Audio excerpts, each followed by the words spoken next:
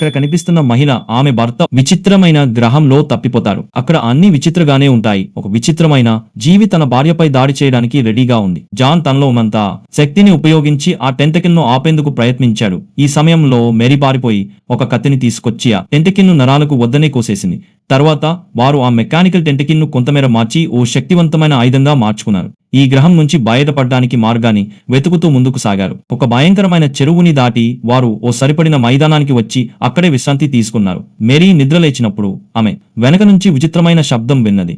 ఆమె తిరిగి చూసేసరికి వేలాది చేపలు మైదానం మీదుగా వారి వైపు పరుగులు తీస్తుండటం కనిపించింది. ఇది చూసిన జాన్ ఎటు పారిపోవడానికి అవకాశం లేదని భావించి మేరీని పట్టుకుని ఆ చేపల వలయం వైపు పరిగెత్తాడు. అక్కడ ఓ బాక్స్ లో ఉంటే వాటిని తప్పించుకోవచ్చు అనుకుంటాడు. అప్పుడే వాళ్ళు సృష్టించిన ఆయుధం కీలక పాత్ర పోషించింది. వారు ఆ బాక్స్ లో దాక్కున్న తర్వాత భయానకమైన చేపల దండు దుసుకొచ్చి బాక్స్ మీద పడింది. దెబ్బలతో బాక్స్ మీద ఒకటి తర్వాత ఒకటి రంధ్రాలు పుట్టాయి. ఆ దృశ్యం మెరీని బాగా భయపెట్టింది. ఎంతసేపటికి వారు అలా ఊగిసలాడుతూ ఉన్నారో తెలియదు. ఎట్టకేలకు బయట పరిస్థితి మళ్లీ శాంతంగా మారింది. ఇంతటి అనుభవాల తర్వాత వారు మళ్లీ ప్రయాణాన్ని కొనసాగించారు. చివరికి అదే గ్రహంలో ఉన్న తమ మిత్రులను కనుగొన్నారు. ఫ్రెండ్స్, ఇప్పుడు మీ ఫోన్ లో టైం ఎంత అయింది కామెంట్ చేసి లైక్ చేయండి.